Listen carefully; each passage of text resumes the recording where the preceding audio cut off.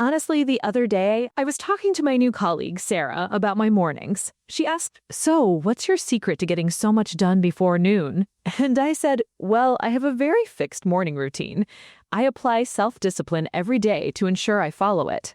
Hmm, and how did she react?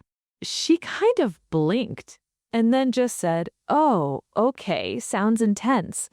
I thought I was being clear, but I felt like it landed a little stiff? I can see why. That's a great example of what we're talking about today.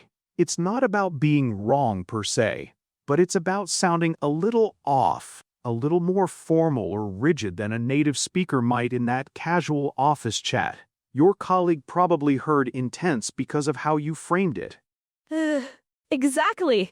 I just wanted to explain that I'm trying to be productive. What did I say that made it sound so military? That's it. Today, we're diving into how to talk about your morning routines and self-discipline in English in a way that sounds natural, not like you're reading a rule book. It's about closing that gap between the English you learned and the English people actually speak, especially when discussing personal habits. Get it wrong and you might accidentally sound inflexible or even a bit intimidating to colleagues or friends. There are subtle ways native speakers approach this that often aren't taught in textbooks.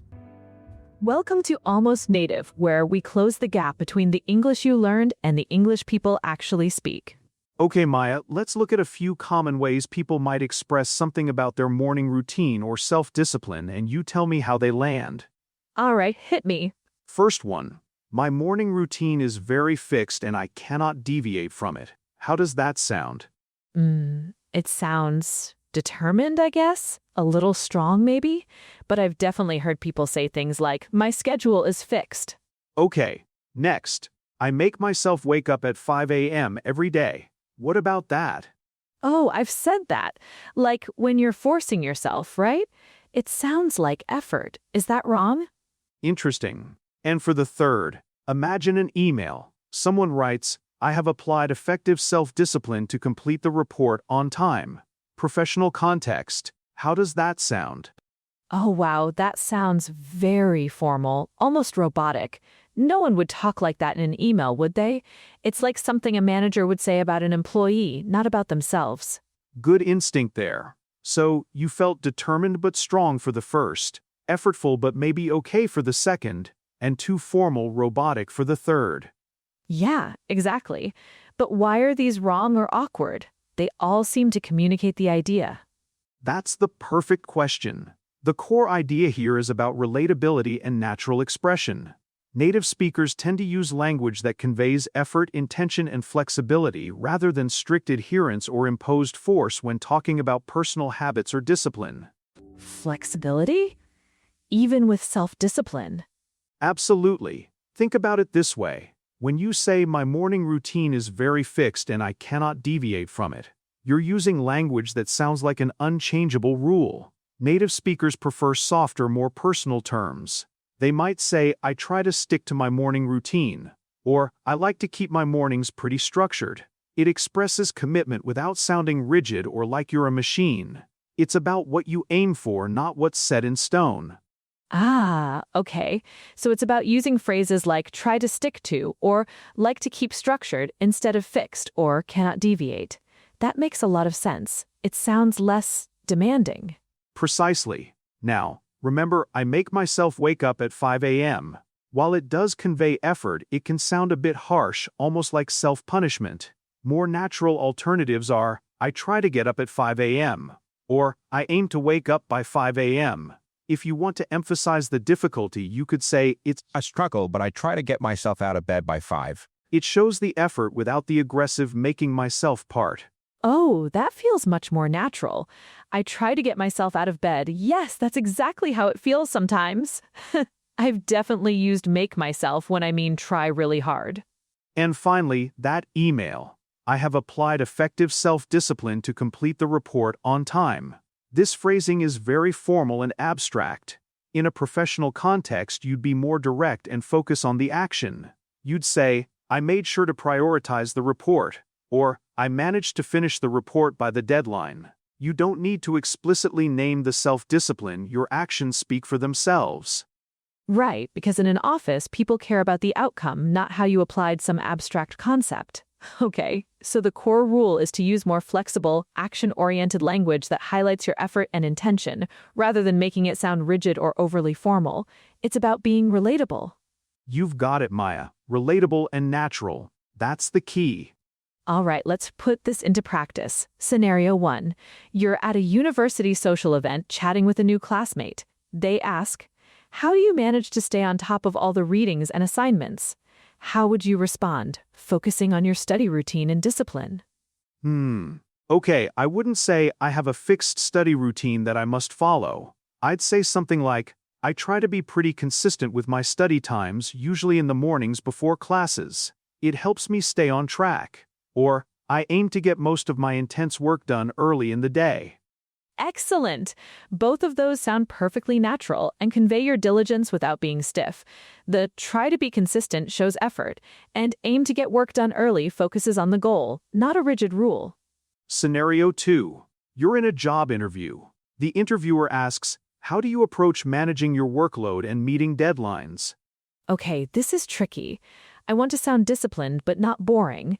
I definitely wouldn't say, I apply self-discipline to all my tasks. I'd say, I make sure to prioritize my tasks each morning, and I find it really helpful to break down larger projects into smaller steps. That way, I can stay focused and keep things moving towards the deadline. That's incredibly well phrased, Maya.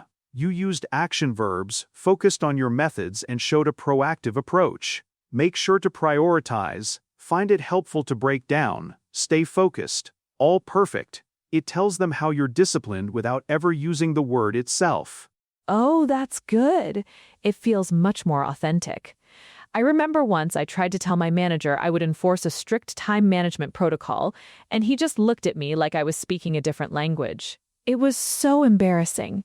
He probably thought I was going to micromanage myself. Ha ha ha ha, yeah.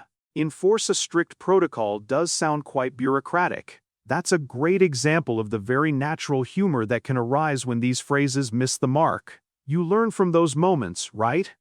Definitely. My face went so red. Okay, last scenario. You're grabbing coffee with a friend and they're complaining about feeling unproductive. They ask, how do you even get started with anything? I just procrastinate all morning. A classic one. I'd say something like, honestly, it's not always easy for me either, but I try to start with the hardest thing first to get it out of the way, and I make sure to put my phone away for the first hour. I wouldn't lecture them, just share what works for me. It's about trying to and making sure to. Perfect. You hit on something important there. Empathy. You acknowledge their struggle and then you share your strategies using approachable language. No judgment, just helpful, practical advice. So, summarizing what we've learned, it's about conveying your intentions and actions, often with a hint of trying or aiming rather than declaring rigid rules. Right, it's like I'm sharing my process, not announcing a decree. Exactly. Here's a subtle point that textbooks often miss. While we've talked about being flexible, native speakers also have a knack for describing their aspirations without sounding unrealistic or preachy. For instance, you rarely hear someone say, I will adhere to my new routine strictly starting Monday. Wait, really? But I will is about future plans, right? Why not? That's exactly why people make this mistake. While I will is grammatically correct for future plans, when it comes to personal habits or discipline, using it too strongly can sound like you're setting yourself up for failure, or that you're being overly prescriptive. It implies a certainty that most people don't feel about challenging new habits. Native speakers often soften this. So, what would they say instead? They'd lean on phrases that imply intent and effort, like, I'm going to try to wake up earlier next week, or I'm planning on implementing a new routine, or even, I'm hoping to be more consistent with my workouts. The key is that they acknowledge the effort involved, the potential for deviation, even if they're committed. It's a very human way of talking about goals. They also might use the simple present tense for a planned routine. For example, starting Monday, I'm getting up at 6 a.m. It's a statement of intent, but often with an unspoken understanding that life happens. Oh wow, so native speakers actually admit they might not be perfect. I always thought you had to sound fully committed and confident. That's a huge insight. So, I'm going to try or I'm hoping to is more natural than a firm I will for routines. Exactly. It makes your goals sound more achievable and relatable. We talked about your colleague finding your fixed routine intense earlier. That intensity often comes from a perceived lack of flexibility. Native speakers know that life gets in the way sometimes, and being too absolute can actually make you seem less realistic. Okay, this has been so helpful. So, if I'm trying to explain my morning routine or my self-discipline, first I need to remember to use phrases that show effort and intention, like I try to or I aim for, instead of really rigid words like fixed or must. Second, it's better to talk about the actions I take like prioritize tasks or break down projects rather than using formal terms like apply self-discipline. And third, when I'm talking about future routines or goals, it's more natural to express a bit of flexibility and realism by saying, I'm hoping to, or I'm planning on, rather than an absolute I will. Is that right? That's a fantastic summary, Maya. I'd just add that it's all about making your language feel human and relatable, even when you're talking about something as personal as discipline. Your actions and intentions should shine through, not just the rules you follow. You know, the goal was never to sound perfect. It was always to say exactly what you mean in a way that truly connects with people. If this helped you feel a little closer to that, stick around. We have a lot more of these coming.